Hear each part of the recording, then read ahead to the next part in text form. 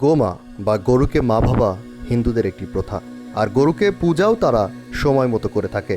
এটা আমরা অনেকেই জানি, আর এই প্রথাগুলোর কারণেই অনেক সময় ভারতের রাস্তা দিয়ে প্রচুর গরু চলতে দেখা যায়, কিন্তু গরুগুলো কখনো চুরিও হয় না। আর হবে কিভাবে গরুকে যে তারা মা ভাবে? এই গরু চুরি হওয়ার বিষয়টি নিয়ে অবশ্যই আমরা কথা বলবো। তার পূর্বে হিন্দুদের মতবাদ নিয়ে যদি কিছু বলি, তাহলে আমরা বলতেই পারি অনেক হিন্দু বিশ্বাসী মনে করেন যে গরু হত্যা মহাপাপ।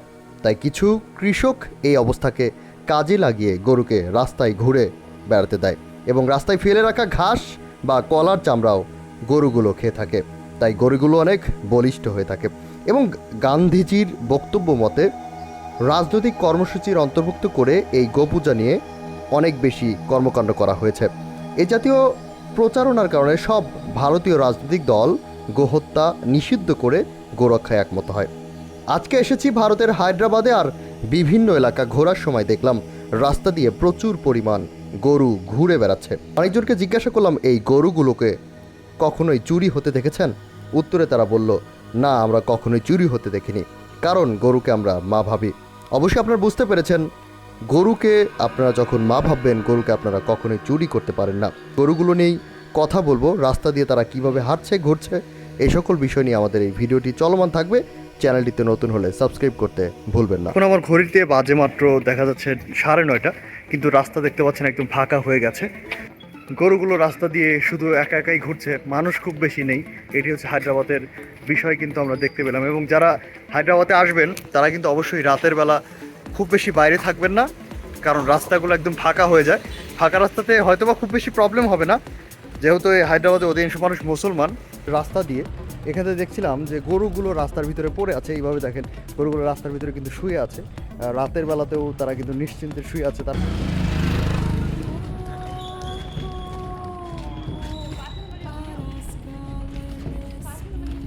দেখতে পাচ্ছেন এখানে গরুগুলো, দুটো গরু আমরা দেখতে পাচ্ছি এই যে রাস্তা দিয়ে ঘুরছে। গরু নিজের মতো করে ঘুরছে। এই যে গরুগুলো বিশাল বড় বড় গরু, এক একটা গরু বিশাল বড় বড়, এগুলো কিন্তু আমরা দেখতে পাচ্ছি। এবং রাস্তাঘাট একদম ফাঁকা হয়ে গেছে। এই দুটো গরু কিন্তু আমরা দেখতে পাচ্ছি। এরকমভাবে প্রত্যেকটা রাস্তায় একটা করে গরু দেখা যায়। তারা একদম নিজের আনন্দে ঘুরছে। মানুষ আসলে তারা অলরেডি ঘুমিয়ে পড়েছে, তারা আবার সকালে উঠবে। হায়দ্রাবাদের মানুষ কিন্তু অনেক বেশি স্বাস্থ্য সচেতন, এবং বলা যায় যে তারা কিন্তু অনেক সময়কে মেনটেন করে চলার মতো। এখানে আমি দেখলাম তারা খুব শীঘ্রই ঘুমিয়ে পড়ে। দেখতে পাচ্ছেন আমার পিছনে খুব বেশি দোকানপাট নেই। আমি রাতে ধরা চলে এই রাস্তাতে আমি আর আমার ভাই সবাই বাসায় চলে গিয়ে ঘুমিয়ে পড়েছে। তো অবশ্যই হায়দ্রাবাদের এদিকে আসলে তাড়াতাড়ি ঘুমানোর চেষ্টা করুন এবং বাইরে বেশি থাকবেন না। এবং এই যে গরুগুলো রাস্তাতে আছে, এগুলো কেন চুরি হয় না আপনার কাছে কি মনে হয়?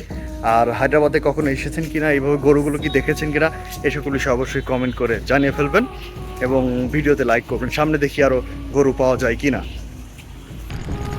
দেখতে পাচ্ছেন এখানে আর একটা গরু কিন্তু ঘুরছে। এখানে আসলে চোরের যে বিষয়টি, সেটি কিন্তু আসলে খুব বেশি নেই বললে চলে। গরুগুলোও আসলে কেউ চুরি করে না। এখানে আসলে তারাকে যে গরুকে যে মা হিসেবে মানে, এটি কিন্তু আমরা বুঝতে পারলাম। বা খারাপ মানুষ তো সব জায়গায় থাকেই।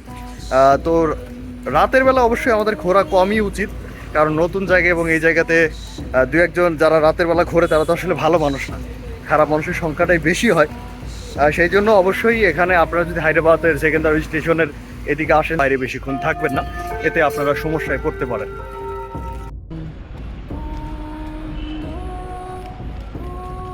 দেখেন হায়দ্রাবাদে একটি সিস্টেম দেখলাম যে 11টা বাজলে প্রত্যেকটা টাইমে একটা করে অ্যালার্ম বাজে। এরকম ঘড়ি কিন্তু প্রত্যেকটা মোড়ে মোড়ে